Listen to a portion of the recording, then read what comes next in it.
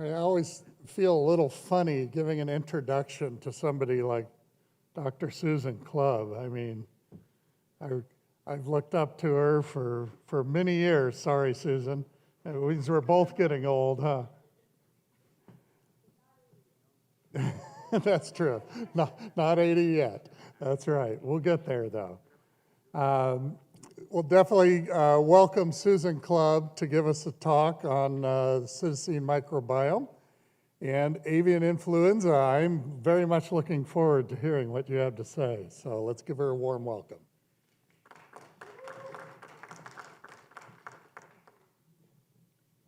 It would have been good if I remembered to put my name on here. But anyway, the presentation was transformed a little bit into hot topics, and I wish it was hot in here today because I'm freezing. But Carol asked that I speak on avian influenza, and I don't know if everyone is familiar with what's going on with the ostriches in British Columbia. It's quite a story. The Psittacine Microbiome Study is something I've been working on for a few years. And this is going to be a preliminary report because it's going to take me a long time to really figure this out. But I became interested in this because I wanted to know why probiotics are not working in our birds. And then the third part, which I had not mentioned before, and I hope I get to because I've got a lot of slides in here, is about the use of cold laser therapy in birds and how we can delay the death spiral. When they're getting ready to drop dead and you think it's too late, pull out the laser. Okay, avian influenza. Mostly what I'm going to talk about today is facts and how regulatory systems are really non-functional regarding this disease. There's a lot of fictional material going around. Daryl Stiles helped me tremendously with this. He added a lot of insight. So, avian influenza in North America, basically every year migratory birds come over through Alaska, Canada, into the United States, and they bring with them avian influenza. Since avian influenza is an RNA virus, these viruses constantly evolve. So every year it's going to be a different virus. In 2023, a very virulent form of H5N1 came into North America. It's now recognized as being endemic in the United States. And as I said before, influenza viruses of all types mutate very rapidly. That's why you have to have a new flu shot every year, because in humans, they are extraordinarily mutagenic anyway. So AI every year is introduced into wild birds, captive birds, and mammals. And the morbidity and mortality rates vary tremendously depending on the strain of the virus, the species that become infected. So unfortunately, regulators ignore biological facts. International and national state regulations fail to evolve with the science. And they treat AI as if it is a disease. It's a virus. It's a pathogen. It's not a disease. Infection does not equal disease. So we have to think more about disease rather than just the biological agent. And many species of birds, now it's getting warm up here. Whew. Okay, this is a little provocative. Many species of birds have natural resistance to avian influenza. It's primarily a disease of galliforms and seriforms and ratites. So your passerines, your raptors, and mostly your parrots have a lot of natural resistance. Now, I've known this for many years because when I graduated from vet school in 1978, I went to work in the importation industry, and I did that for 11 years. And we dealt with 100,000 birds a year in the company where I worked, imported birds from all over the world. And all of these birds are tested when they're in quarantine for Newcastle disease and avian influenza. There was never a group of parrots that were found to be infected with avian influenza in all the years of importation of parrots. It just didn't happen. And you know, people they'll say, okay, Daryl says, yeah, there was a red lord Amazon in London. It's like, really? That's not significant. And of course, I think there were some other red lord Amazons somewhere in South America as well that became infected, but it's not going to spread through your parrot collection. What you have to be concerned about is if you have susceptible taxa in your collection, because if your chickens or your turkeys or your pheasants become infected and start dying, and USDA finds out about it, they are required by regulation to destroy every bird on the property. So again, H5N1 is endemic in the northern hemisphere, and now just in recent years it started infecting wild birds and mammals in South America. So contrary to popular opinion, humans are rarely infected or affected by bird flu. They can become infected, but they very rarely die. So the World Organization for Animal Health regulations regarding AI are primarily designed to protect commercial producers and trade rather than people. Sometimes they will make some exceptions. So if you look at the CDC website, and actually it's actually still working, which is amazing. But H5 bird flu is widespread in wild birds worldwide. And in 2023 to 2025, there were outbreaks in poultry and U.S. dairy cows. There were several human cases and people who are working with the dairy cattle and poultry workers. So currently, USDA, CDC, they all know that the public health risk is very low. They never tell you how low. And they're watching the situation carefully, I guess. So the CDC is using its flu surveillance systems to monitor H5 bird flu activity in people. So this year, there was one U.S. human death. And this person had pre-existing conditions. So this is my edit to the CDC information. That's 1 in 350 million chance of dying of bird flu. That's pretty low.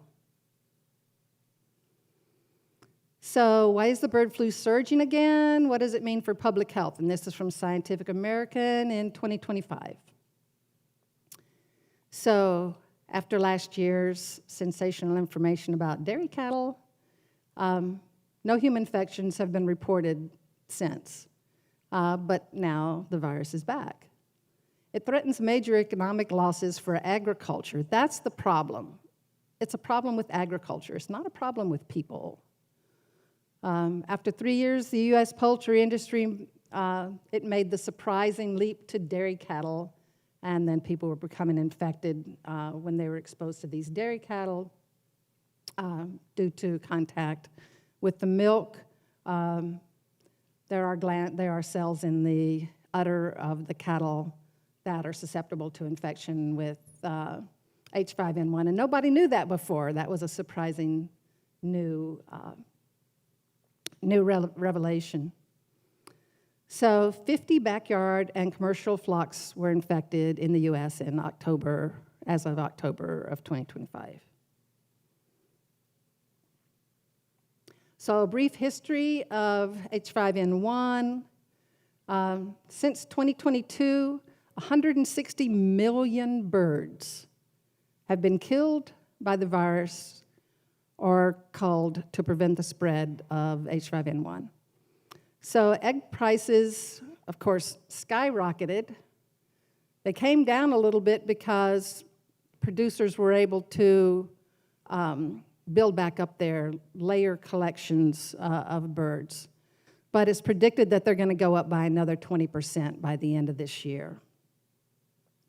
70 Americans were infected by poultry or dairy cows in 2025. One person died. So the first recorded bird flu epidemic in history was in 1878, and that was in Italy. At that time, they called it the foul plague. In 1955, avian influenza was differentiated from other highly pathogenic diseases. And Daryl Stiles is so funny, you know, he says, like over in Asia, they call it kerplop. Because the birds just like fall out of trees. In 1972, it became evident that AI is endemic in wild birds. It took them that long to figure it out. About that time, the World Organization for Animal Health decided it was a trade issue and started trade restrictions. So the bird flu pandemic of 2015, you probably all remember this one. More than 48 million chickens, turkeys, and other birds were euthanized in the United States.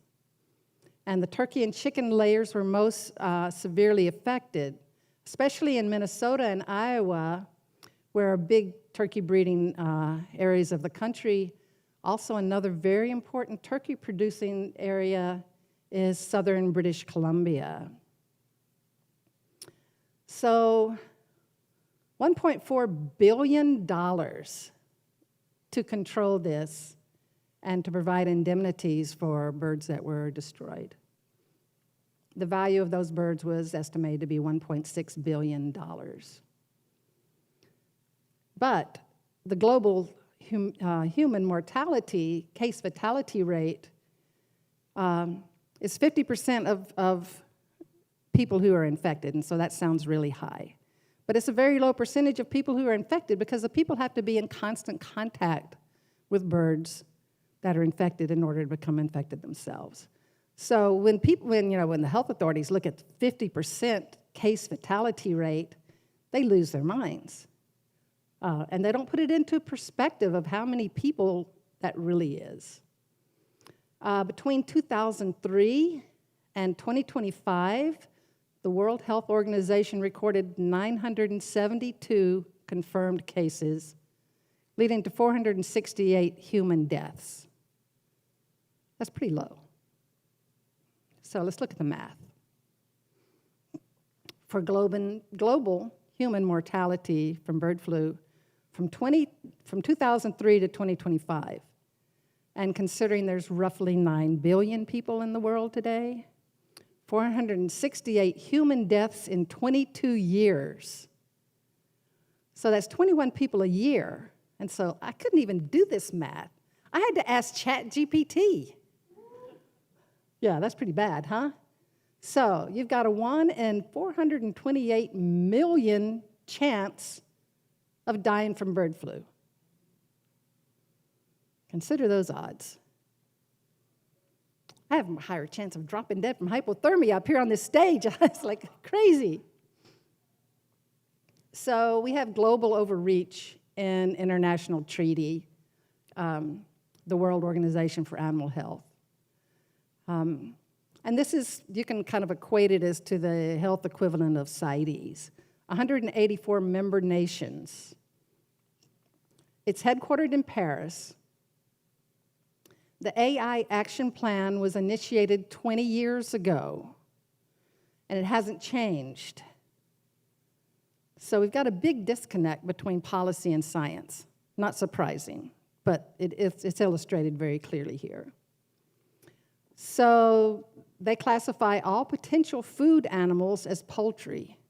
So that's galliforms and seriforms, ratites, and domestic columbiforms. It's also a regional thing with this organization. We are in the region of the Americas and Caribbean. So under these regulations, facilities where it has been diagnosed, required depopulation of any poultry which tests positive for H5N1. So what's the significance of AI in aviculture? Again, it's very rare in parrots, almost non-existent in parrots. Rare in passerines, raptors, and clumbiforms. The major problems are galliforms and seriforms and ratites. So under their the advice, this is from Daryl. Poultry should be kept in separate enclosures from resistant taxa. So this is any one of you who have poultry and other species of birds. So any positive in poultry, they're going to be required to depopulate all of your birds on the property. Sometimes they make exemptions. There was one exemption in Canada where there was a turkey farm, and apparently this turkey farm had really effective biosecurity. And so in the barns that were over here, they tested positive, they destroyed them. They allowed a couple of barns over here that were never infected to not be destroyed. So exemptions can exist. So anyway, plan your aviculture accordingly. Make sure that those susceptible birds are separate and preferably in an enclosed aviary. And if they start dying really quick, act quick before anybody gets wind of it. AI is a federally reportable disease. If I suspect avian influenza, I'm required to report it to the USDA by law. So again, bird flu, AI in humans, they become infected if they have close contact with infected birds. And so the big problem was in Asia initially because the people live with their birds. You know, they have their ducks and their chickens in their house. They kill their own birds to eat them. And so these people were becoming infected, and that was where you had your 50% case fatality rate. We also have had a lot of problems with live bird markets in New York City, and I don't know which cultural group likes to kill their own chickens in New York City, but this is a frequent problem, and USDA has had to step in many times in New York City. Mammals can be affected, wild and captive mink, foxes, cats, pigs, cattle, and marine mammals. The meat and egg is safe if it's cooked, milk if it's pasteurized. So human-to-human transmission is rare, if not almost non-existent.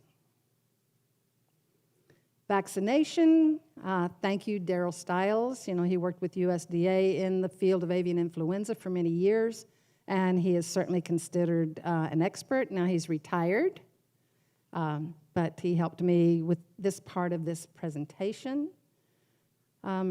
Vaccination is prohibited in commercial poultry in the US and Canada, which is unfortunate because proper vaccination, these birds can have a lifetime immunity. But it's a practical issue. They can't practically vaccinate layers because if they go into a laying facility and catch all the birds, they're going to damage a lot of birds. So the producers are not willing to do that. The turkey people are begging for it. The chicken people don't want to do it. There is no way to broadcast vaccine. You can't put it, you can't spray it like Newcastle, spray it or put it in the water or anything like that. It doesn't work with avian influenza. So USDA did develop a vaccine. You can't use it, but they developed it. It's an inactivated reverse recombinant vaccine. And so you hear, like, what in the heck does that mean, Daryl? So what they did is they took a strain of AI that was found in Puerto Rico back in the 90s. And they extracted the H and N antigens, and then they were able to grow those antigens in cells. But the problem is they can only get the volume down to 1 milliliter. So you can't vaccinate an egg or a day one chick with 1 milliliter of vaccine. The real problem group is the broilers. And broilers, they would need to vaccinate them at 4 to 6 weeks of age, and then they have to have a second dose at 4 weeks. If they only get one dose and they become infected, they become Trojans, which means they're shedding virus.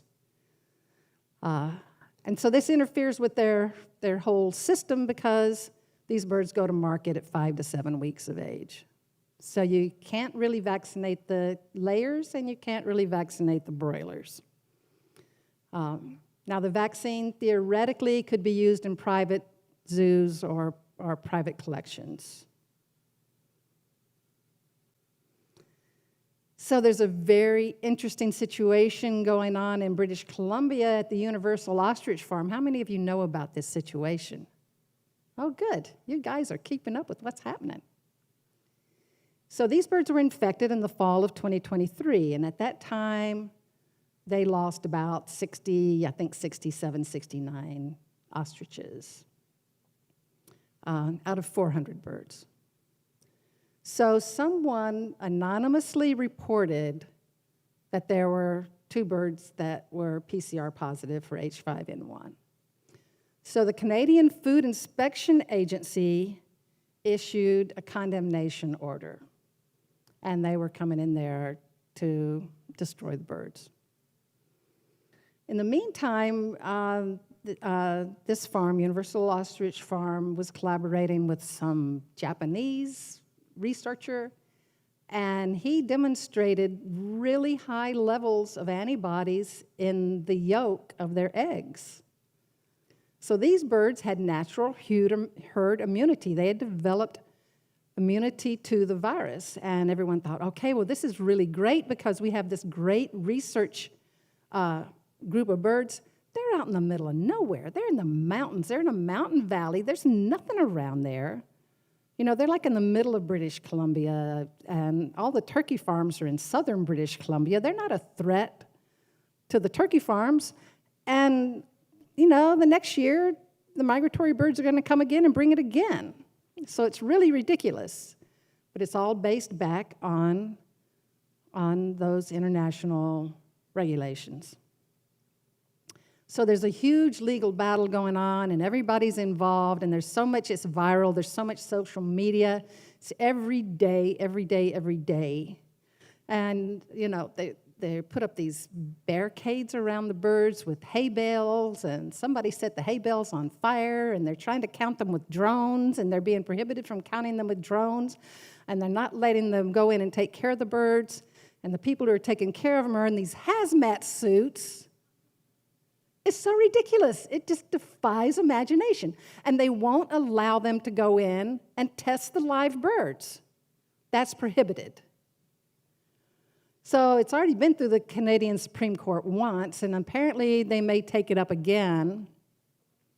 But they've got to go back to the WOAH, WOA. Have to go back to WOA regulations, which are virtually unchangeable.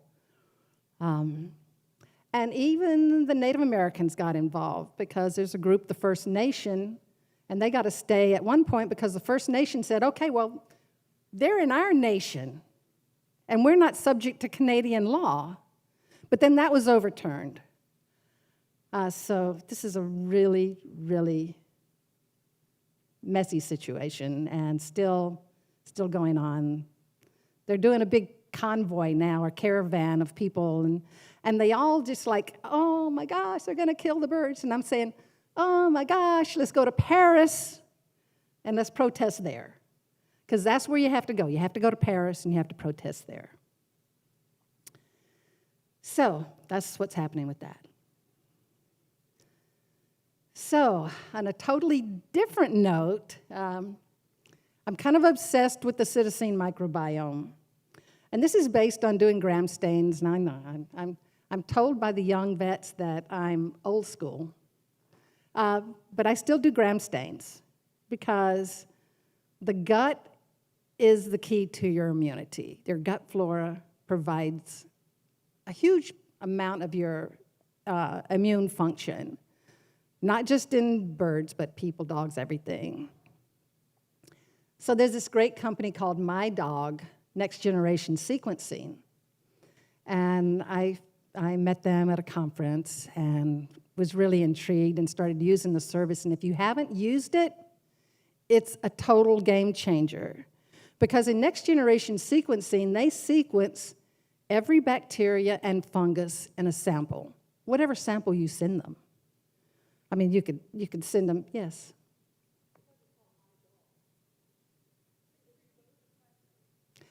Yeah, the question was, why is it called My Dog? And I couldn't find it for a long time because I was trying to spell it M-Y dog, creative spelling these days. But it was started really to look at infections in dogs. And now they're sequencing parasites and all kinds of things. This is a really progressive company. So I asked KT, I said, listen, can we do this research? And they said, sure. And they gave me $11,000.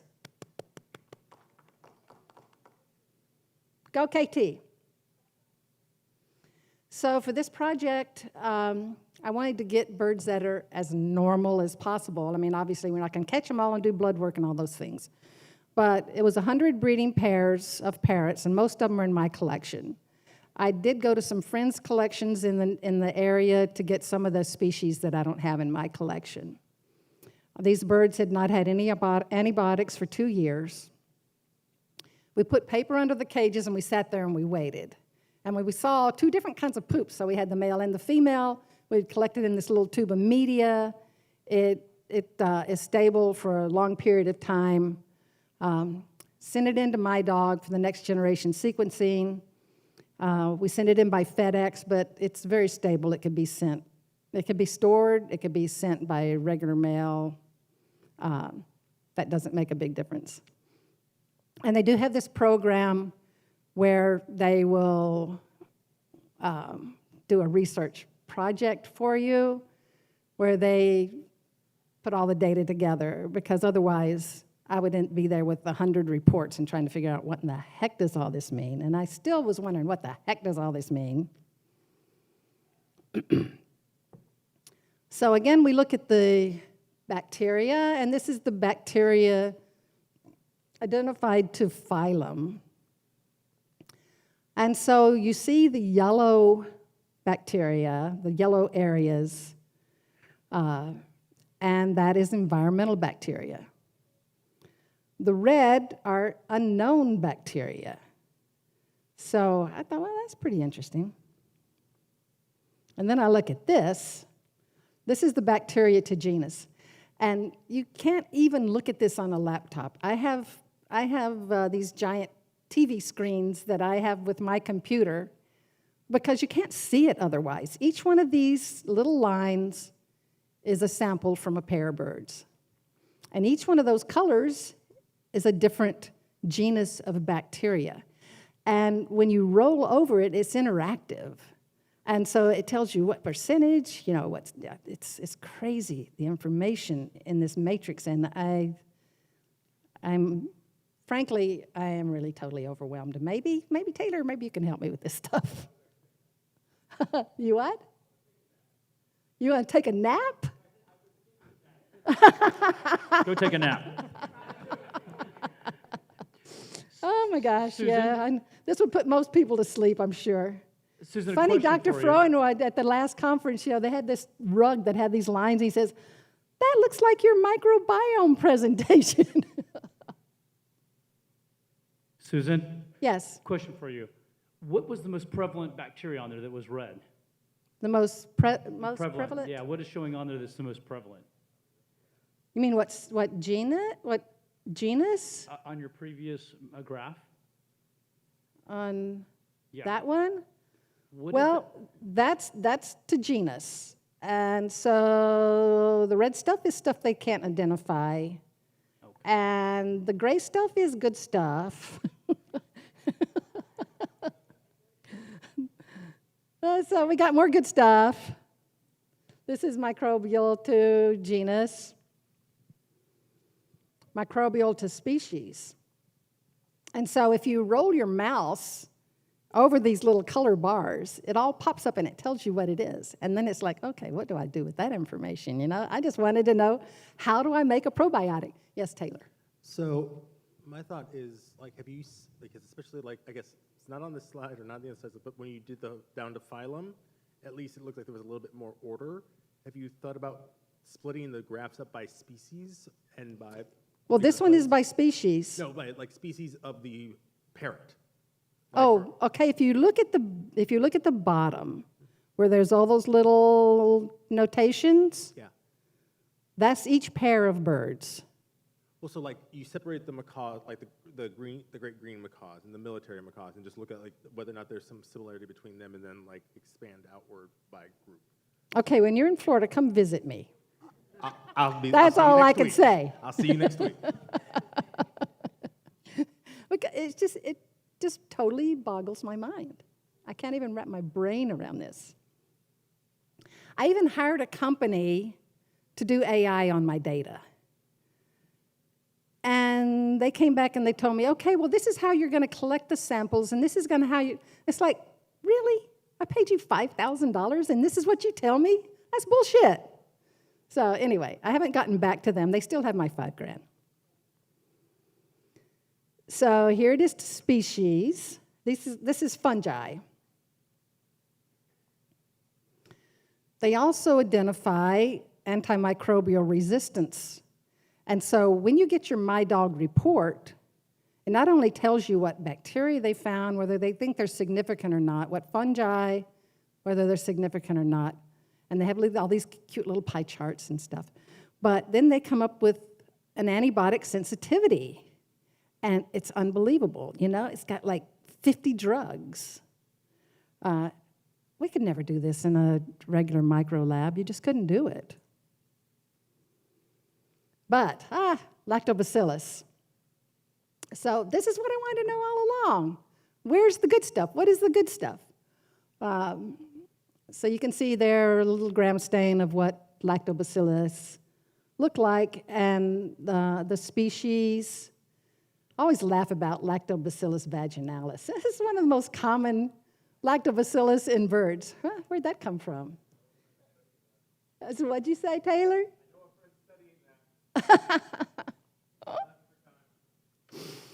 Oh, so 58 samples that showed lactobacillus. They ranged in frequency from 2% to 74%. And if you'll notice, someone told me, well, the blah, blah, blah probiotic has so many CFUs of Lactobacillus acidophilus. I said, well, that's why all these things are worthless. There is no Lactobacillus acidophilus anywhere in there. So if we're looking for that, we're not going to get what we need to know. On the fungi, the blue is Ascomycetes, beneficial yeast. These could be used for fermentation, for making beer, you know, if you want to do things like that. The yellow ones are potential pathogens. So you can see that the potential pathogens are really low represented in this particular collection of data. Again, the red is unidentified, so, I mean, there's so many, you know, we think we understand bacteria, but we don't. There's just like so many that nobody has any idea what they are yet. And this is at the genus level. And the yellow are potentially pathogenic. The rate of gram-negative, you know, coliforms was extremely low in this group of birds. And that kind of verifies what the old-timer is still doing, because I still culture birds. And one of the main reasons that we need to still culture birds is because we find out what kind of bacteria are in their environment. You know, the coliforms, Pseudomonas, those types of organisms. We find those things. Those things are significant. Even though it's old school, they're still significant. And then you have to decide, you know, if the bird is really sick, okay, it's got E. coli, Does that mean we need to treat it? Well, then you look at the white cell count and you look at everything else that's going on with the bird and you say, well, this one needs antibiotics, this one does not. And where in the environment are these birds picking up these coliform bacteria? Here's fungi, 2 species, and again, most of them are still unidentified. And then this I can't even figure out. I don't know. Now, these heat maps were really the most helpful display of the data because this is how I found the lactobacillus, which are this dark line up here. And I think that's what it is. Anyway, can't see it. It's too small. But that's how we found that at least in this group of birds, there were 11 species of lactobacillus. One of them is a mouse origin lactobacillus, and that particular farm had some rodent problems. So, I mean, we have so much to learn, and I actually finally found a lab at the University of Florida that's going to work trying to isolate these lactobacilli so that we will have parrot origin lactobacillus to make a parrot origin probiotic instead of using human, cattle, chicken, pig, everything but parrot probiotics. So if you're using probiotics in your birds now, that's a budget item that you can cut for sure. Okay, my third big interest now is, and I've been doing laser therapy for like 20 years. And when I first started looking at laser therapy, it was all about wound healing, pain and inflammation. And so I've gone through a number of lasers over the years. But when I started using this laser, and you can ask Taylor because I treated him last night and he was very happy. This machine is a game changer, and it's the size of the palm of my hand. $20,000, $20,000 game changer. So typically with the Zirconia evil, it's not really evil, that's Zirconia violet laser. And that's important because you need both the red and the violet light. Now, they have a green laser too. I haven't gotten into that yet, but next week I'm going to a laser conference, so I'm so excited.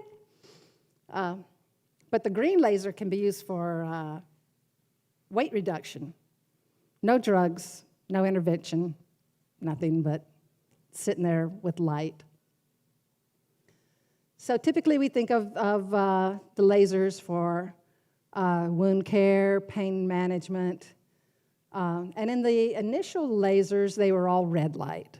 And so the contraindications were don't use them in cancer, don't use them in infection. Because if you suppress the immune response in an infected wound or in a cancerous wound or cancerous lesion, then those things can overgrow. That's not a problem once you add in a blue or a violet laser. I'm still not sure about the neoplasia aspect of it. I'm going to find out about that next week.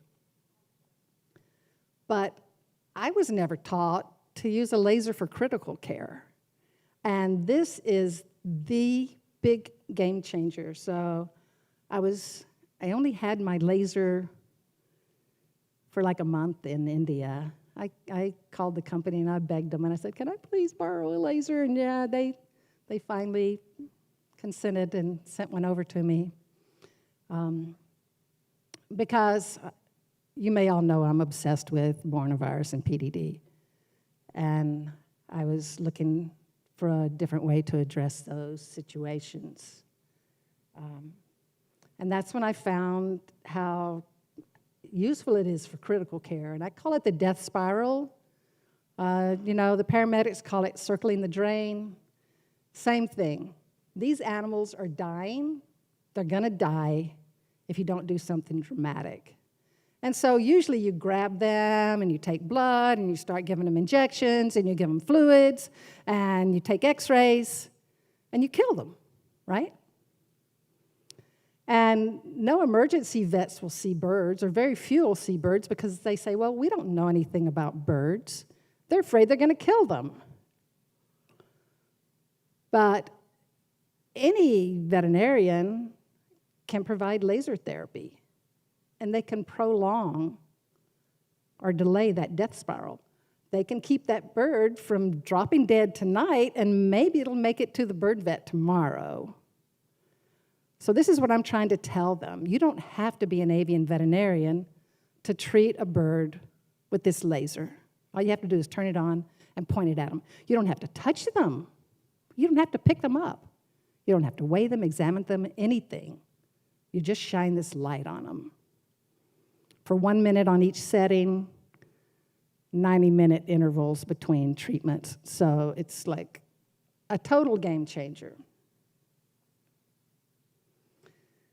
So again, my PDD obsession, and I still call it PDD. You can call it whatever you want to. To me, it's PDD. It's like when your best friend gets married and you never can get used to her having a change in name. Well, that's the way I am with PDD.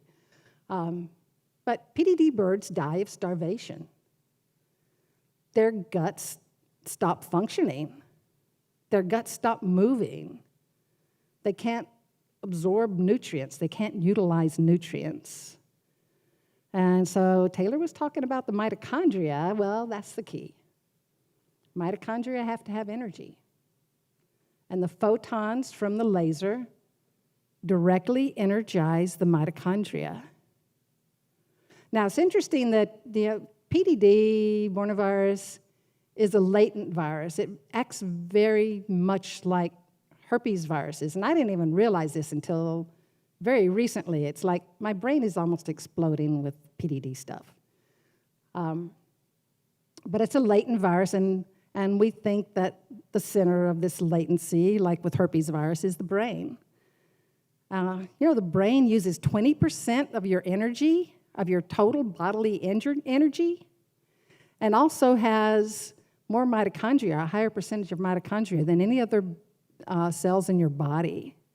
So the brain needs a lot of energy, and if your brain is sick, you're running out of energy fast, and you're circling the drain. So let's see if these videos will work. No. Try pushing what? And the video. Oh, this? This video? No? I need help from a young person. So anyway, this military macaw was a young bird. It doesn't even show up.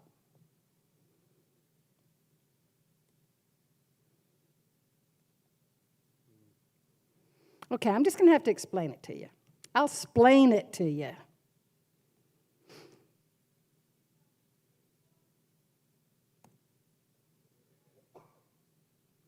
Let me just talk, because I'm just not getting this technology right now. Anyway, so this was like a 7-month-old military macaw. And it was raised in a nursery facility. Am I running out of time? Okay. And a lot of the stuff you see in the literature now is that it's only vertically transmitted. Basically, they only get it from their parents. That totally is not true. That is not true. And so this macaw, all he could do was sit on his food bowl and beg and eat. And you know how when macaws are sick and those feathers go up on the head and they do this tick, tick, tick thing with their wing? That means they're dying. That means they're either really sick or they are running out of energy. And these guys are running out of energy. And I had my little office, which was in this little trailer over there, not very sophisticated. And I could sit inside and I could hear this macaw going, ah, ah, And he'd go over and he'd eat a little bit, and eh. So when I started treating him with the laser, like in the first day, he improved so much because he wasn't starving anymore. He still did the but not quite so often and not quite so loud. And he would eat, but his stools were better. He didn't have raging diarrhea. And in 2 days, he was on the perch. If this bird was brought to me in the States, I would have euthanized it. Euthanasia is not allowed in India. Shiva wouldn't like that.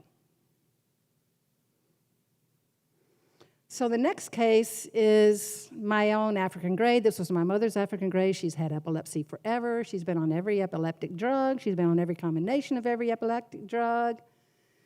With Keppra, she's usually pretty stable. Every once in a while, she'll have a breakthrough seizure, but they're few and far between.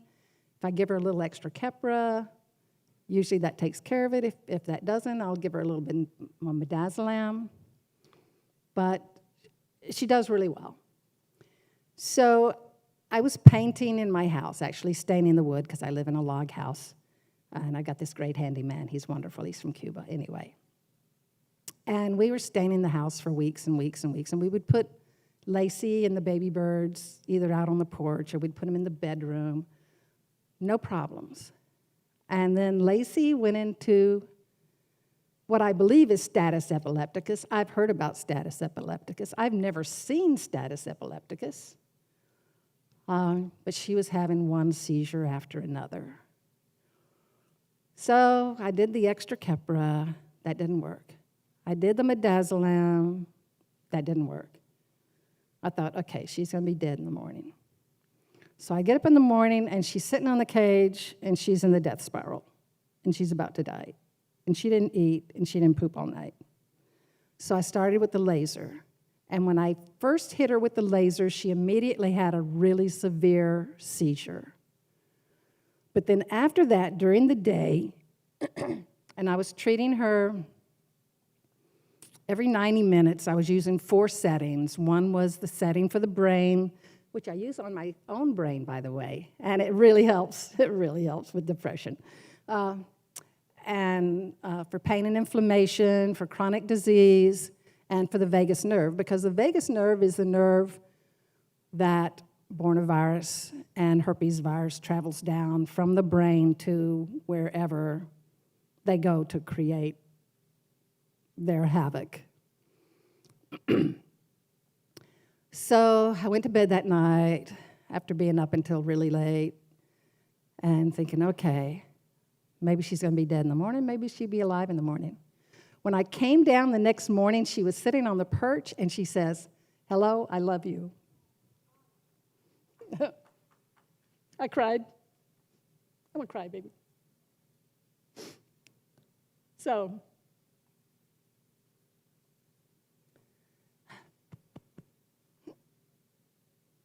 this is another one of my birds, which I had sold. And I'm very particular about who I sell my queens to. I love them. He was a very good guy. He doesn't mess up. He really doesn't mess up. And so he comes back to me like 3 weeks later, and this bird is dying. So I bring out the laser, and I hit her with the laser, and she perked up. So then I gave it a little bit of time, and I was able to get some blood. Her white cell count was 38,000. She was septic. Thank you. I'm doing the striptease. I'm crying. This is very dramatic.